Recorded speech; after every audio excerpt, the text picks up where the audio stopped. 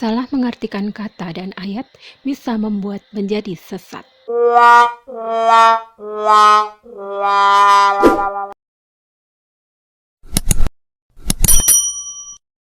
Kata yang paling sering disalahartikan ialah firman. Firman adalah ciptaan Allah, bukan Tuhan.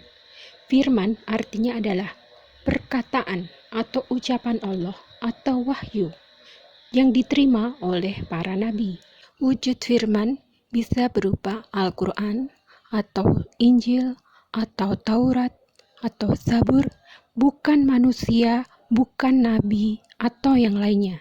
Makna firman dimulai dari Alkitab. Di Matius 4 ayat 4 sebenarnya sudah jelas disebutkan di situ bahwa firman adalah yang keluar dari mulut Allah. Jadi sebenarnya firman itu ciptaan, bukan Allah itu sendiri. Tapi lantas dibuat kontradiksi di ayat Yohanes 1 ayat 1 dengan perkataan yang diedit menjadi seperti ini. Pada mulanya adalah firman, firman itu bersama-sama dengan Allah dan firman itu adalah Allah. Ini salah besar. Firman bukanlah Allah, firman itu ciptaan Allah. Salah tafsir tentang makna firman yang kacau balau seperti itu, lantas mereka mau bawa ke Quran. Pada surah 3 Ali Imran ayat 45. Makna firman di ayat itu adalah perkataan kun fayakun yang diucapkan oleh Allah untuk menciptakan benih janin Nabi Isa, bukan Nabi Isa itu sendiri. Allah mencipta dengan mengucap kata kun fayakun tak hanya pada janin Nabi Isa saja, tapi juga pada waktu penciptaan hewan, tumbuhan, planet, matahari, dan manusia lainnya. Pada surah 6 ayat 128, Allah juga berfirman kepada jin, bukan kepada Nabi Isa saja atau Maryam. Inilah di surah 16 ayat 40 yang dimaksud dengan firman berupa kalimat Allah. Kun fayakun itu yang artinya adalah jadi maka jadilah, yang dipergunakan oleh Allah untuk menciptakan segala sesuatunya. Lalu Allah juga berfirman berupa Injil, selain juga Al-Quran dan lain sebagainya. Allah juga berfirman pada api, bumi, semuanya. Bisa dilihat sendiri ya dalilnya pada ayat-ayat yang banyak berikut ini. Jadi firman itu adalah ciptaan, adalah ucapan, bukan Allah, bukan Tuhan itu sendiri. Firman adalah ciptaan Allah. Kalau masih ada yang belum jelas, bisa tinggalkan komen di bawah. Sebenarnya sangat logis dan mudah dipahami bahwa ucapan Nana adalah bukan diri Nana itu sendiri. Begitu juga dengan ucapan Tuhan. Itu bukan Tuhan itu sendiri.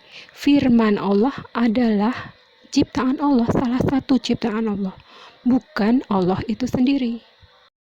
Quran juga adalah salah satu ciptaan Allah. Quran adalah firman Allah, perkataan Allah. Bahkan Allah juga sudah berfirman kepada seluruh manusia ketika masih dalam wujud roh dan belum diberi jasad atau raga dan diturunkan ke janin kandungan setiap ibunya masing-masing. Seluruh roh manusia telah bersyahadat waktu itu sebelum manusia turun ke bumi dan Jibril tiupkan rohnya ke dalam janin setiap kandungan ibu masing-masing. Kata berikutnya yang sering disalahartikan juga adalah kata tentang jalan lurus. Jalan itu adalah nabi dan para rasul, bukan Tuhan. Kalau Tuhan itu tujuan, bukan jalan. Allah menurunkan firman-Nya berupa ayat-ayat Al-Quran dibahasakan pada diri sisi manusia. Karena ayat-ayat Quran itu akan digunakan untuk berdoa memohon kepada Allah. Jadi bahasanya dari sisi manusia. Ini yang sering kali disalahartikan dan disalah tafsirkan oleh kafir. Seperti pada surah Al-Fatihah yang berikut ini. Ini bukan berarti Allah yang meminta petunjuk jalan yang lurus. Tapi manusia yang berdoa memohon kepada Allah petunjuk jalan yang lurus. Jalan yang lurus menuju kepada Allah. Itu bisa diberikan melalui Al-Quran, Injil, dan melalui nabi-nabinya, para rasul, Nabi Muhammad, Nabi Isa, dan lain sebagainya. Jadi jalan lurus itu bukan hanya Nabi Isa saja, tapi juga para nabi yang lainnya sejak Nabi Adam hingga sampai ke Nabi Islam yang terakhir, yakni Nabi Muhammad.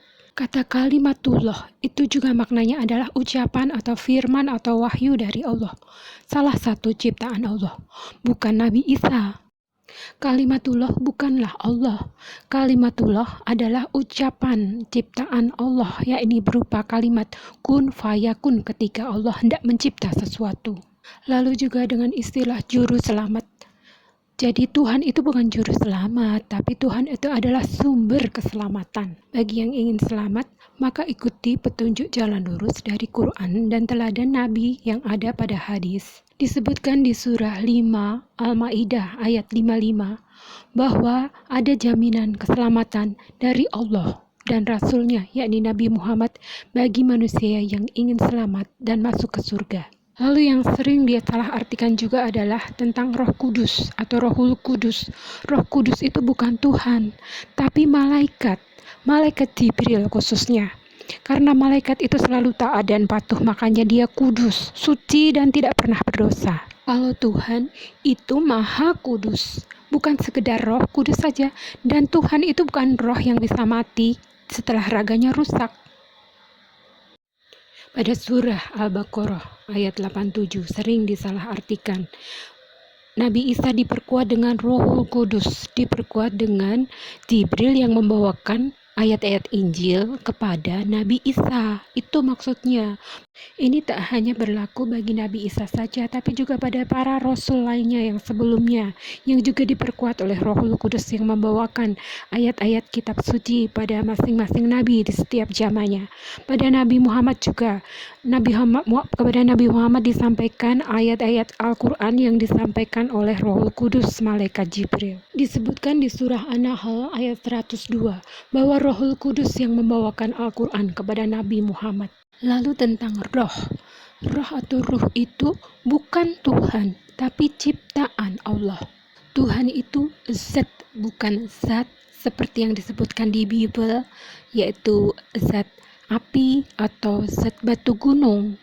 Perhatikan pesan dari Bambang Nursena, ahli kitab berikut ini. Nah, pengertiannya zat itu tadi bukan zat cair, zat padat. Zat itu artinya self. Seperti contohnya gini. Huwa datuhu, himself. Bukan zat dalam bahasa Indonesia. Itu sudah pergeseran makna. Jadi kita tidak sama dengan Islam, tapi ya jangan memfitnah Islam lah. Itu salah itu. Jadi kata seperti itu dipakai dalam teolog-teolog kita yang berbahasa Arab ini. Buku-buku teologi kita berbahasa Arab menggunakan kata itu. Bahkan dalam salah satu tulisan dokumen resmi gereja yang pakai bahasa Arab juga dikatakan musawin ma'al abi fiddatihi, yang sehakikat dengan Bapa dalam zatnya. Zat bukan zat. Zat artinya substansi. Ya saya kira itu ya.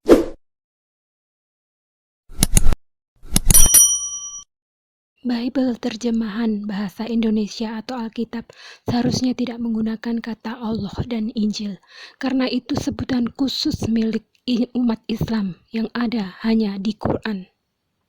Jadi langkah Malaysia yang melarang penggunaan kata Allah dan Injil pada Alkitab berbahasa Melayu atau berbahasa Indonesia itu adalah suatu tindakan tegas dan tepat sekali, karena salah pengertian dari kata Allah atau kata dari Injil itu di dalam Bible berbahasa Melayu atau berbahasa Indonesia itu.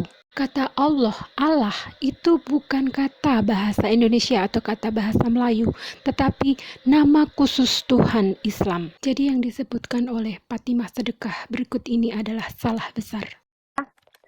Tidak ada Allah, jangan kau mengikuti Allah-Allah lain. Misalkan, apakah Allahnya Batak, Allahnya... Bahasa Indonesianya God adalah Tuhan, bukan Allah. Jadi sebaiknya Bible tidak menggunakan kata Allah itu di dalam terjemahan bahasa Indonesia atau bahasa Melayu. Karena kata Allah dan Injil itu adalah kata khusus milik Islam yang adanya bahkan hanya di bahasa Quran, baik bahasa terjemahannya ataupun dalam bahasa aslinya. Ada kata-kata itu. Tapi tidak ada pada Bible dalam bahasa aslinya dan juga terjemahan bahasa lain. Dan hanya ada di Bible terjemahan bahasa Indonesia atau bahasa Melayu atau di Alkitab itu saja.